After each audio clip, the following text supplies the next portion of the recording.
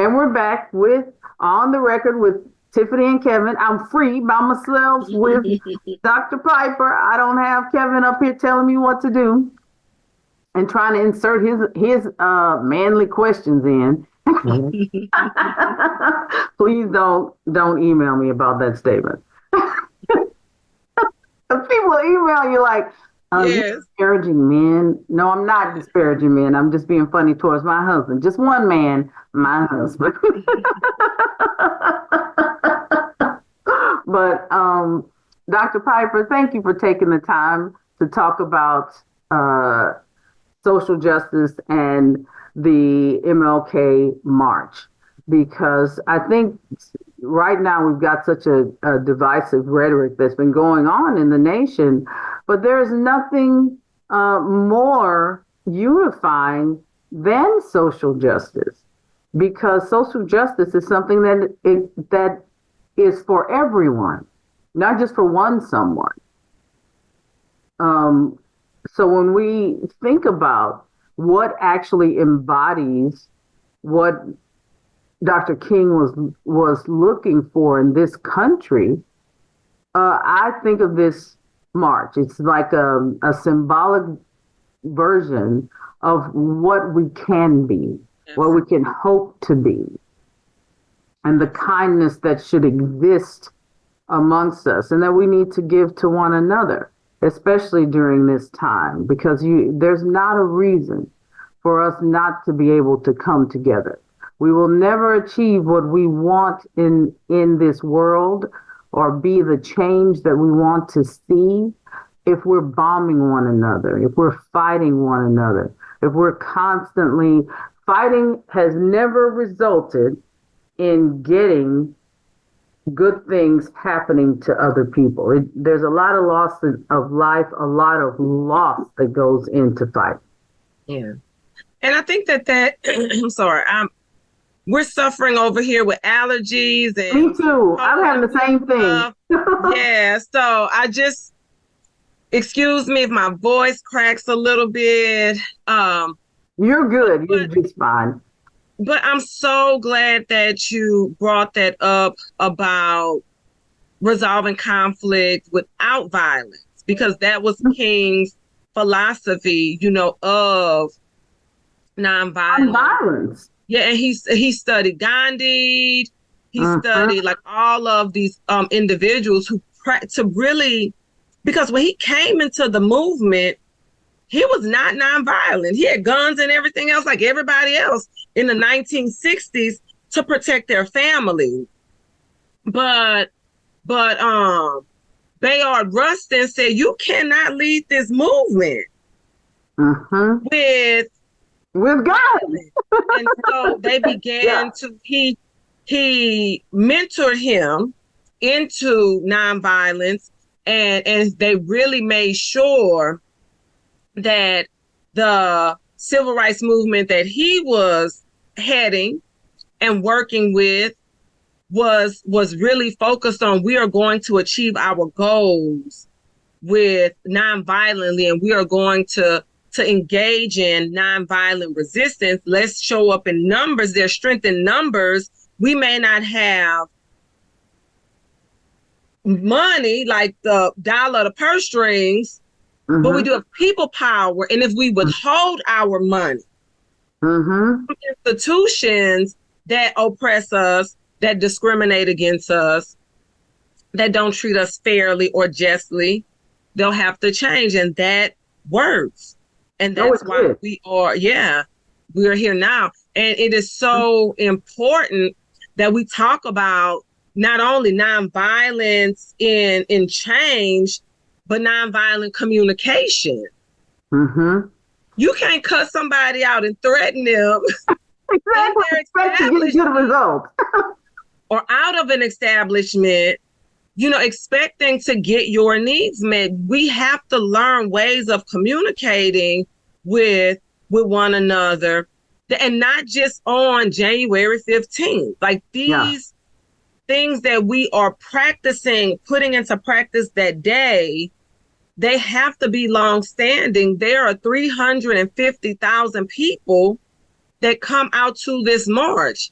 Mm-hmm. And about 200,000 actually go in and register, and then you have just another 150,000 that just show up who don't actually register, but because it's so sentimental. Oh Lord, that's a lot. And see, I just want to stop right there. Everybody that has a criticism for the commission, listen to what Dr. Piper just said. 150,000 people just show up. Just show up. Now, most people that are listening to this, if 50 people showed up at your house, just showed up, you'd be pissed off. Just mad. Like, how 50 people gonna show up to this party? And I didn't expect them. And I didn't expect them. They're preparing for 350,000 people. Absolutely. And they do a good job, because I was in that 300. I'm in that crowd every time we have a march. Because I know we did it virtually during the pandemic. Right. Whether it's virtual or in person. When we have a march, I'm part of that crowd, and I can tell you that it is an emotional experience. It's a wonderful experience. When you experience the vendors, the people that are in the march, the people that are leading the march, it's a good experience. Yeah. And it's a difficult thing to put together with that many people. Yes. And I'm glad that you brought that up. So we start planning for the march. So we try to take the month of February off. We have after the march, we have a meeting or two to debrief. Yes, to debrief, reflect on what worked well, what didn't work well, what improvements, or I won't say what didn't work well, what can we improve upon? Mm-hmm. So we do that at January, February, mainly in February. We try to take March off for Easter, for whatever. We try, give ourselves 30 to 45 days to decompress. And then in late March, early April, we have a retreat. We try to have a retreat where we review all of the things that we said were going to happen for this year's March. And we plan out our meetings for the year into the next calendar year, because we plan the year before the March happens. Mm-hmm. And it starts with, and so I won't bore you with all of those details, but it starts with the city of San Antonio, primarily the District 2 liaison, creating portals, working with our committee, creating sign-up portals for March participants, for volunteers, and for vendors. And so we have those three portals that are on MLK.sanantonio.gov website, where individuals can sign up, where they can volunteer, and where they can register to be a vendor, because we cannot service all of those people with the commission. And so these are opportunities for small businesses to provide a service to the community. We do have food there, but we sell food. And so what kinds of services? Like, are they putting in bids for the services? They're just registering to be a vendor. And so we have food vendors that sell anything from barbecue, turkey legs, chicken on a stick, whatever kind of festival food you can think of, funnel cakes. We had Sam Houston. No, we did not Sam Houston. Tommy Gregory would kill me if we had a class, a high school class, which is an organization, Fox Tech class of ? Their organization, and they had a booth, and they sold, I don't remember what they sold, but they sold food. We have organizations that distribute information: City of San Antonio Metropolitan Health, West Care, Beat AIDS. We do HIV screening there. We do COVID screening and testing there with Metro Health. We have nonprofit organizations that come out, and also civic organization. The NAACP will be there registering folks to vote. Radical registers will be there registering people to vote. So nonprofit agencies come out and distribute their information. And so it's a host of vendors that are there to service these people, our community, essentially. Because you've got 350,000 people. So absolutely. If you're a small business, that's a really great way to come out and see a demographic that you may not necessarily see every time that give people that have not, with 350,000 people, you've got to have people that are showing up that haven't gone to XYZ food truck before. Yeah. And now that's bringing them new clientele and new opportunities for business. So it's a great way to not only serve the community and be a part of a very community and emotional experience. And I think it's an empowering experience. I would say that's probably the better E word, empowering experience. But it's also a good business move. Absolutely. That's the best PR that an organization, and any kind of organization, whether it's a for-profit, a nonprofit, a community, an advocacy or activism organization, that's the best way for them to build community and get there and interact with the community and tell folk, don't allow people to tell other people what your community, what your organization is about, but you can tell them firsthand. You can tell them firsthand, this is what we do, this is what we try to do. And you don't even have to be an organization. You can just be a group of people who come together that want to provide a service. Because there's something empowering about that particular event. And when you see there are just so many people there, you can't help but do a lot of business, especially if you're a food truck or involved in the food industry at all. It's a great place. But I saw T-shirt vendors. I saw vendors of all kinds of different little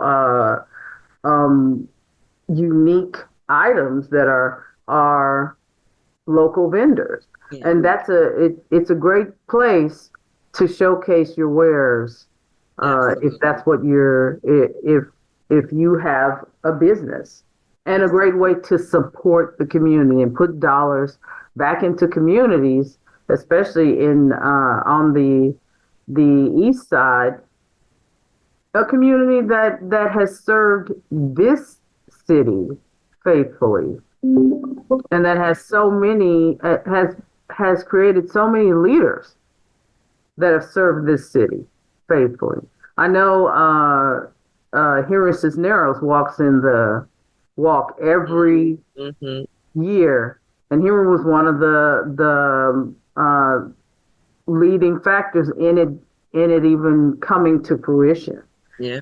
I mean, and that right there, that's the epitome of what Dr. King was talking about. To have Henry revere Dr. King, to have young Hispanic children, young white children, and young Black children revering this great Black man and the ideology that came from him, that has shaped this nation. The opportunity to be able to share in that, and to even have just a little moment of that. If you can take that into your year and start your year with that, that's who we are. as Americans, as Black Americans, as white Americans, as Asian Americans. That's who we are. That's what we want to embody, not this hatred and vitriol that we hear other people spewing out.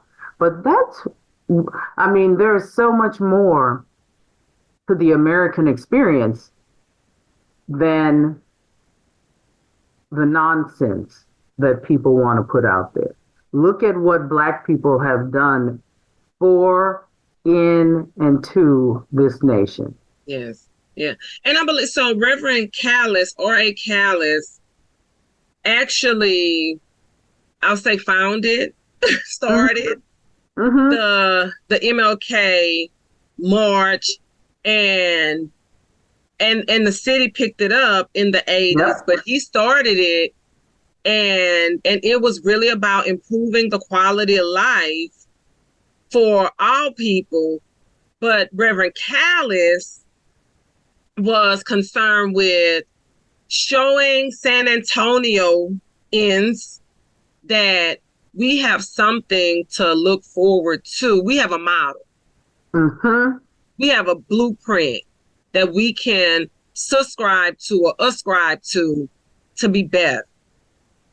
And the city felt that, and they picked it up, and we've been doing it for, I hope I get this correct, 37 years. I think this is our 37th annual march. 37 years. Well, that was before we were born, Dr. Piper.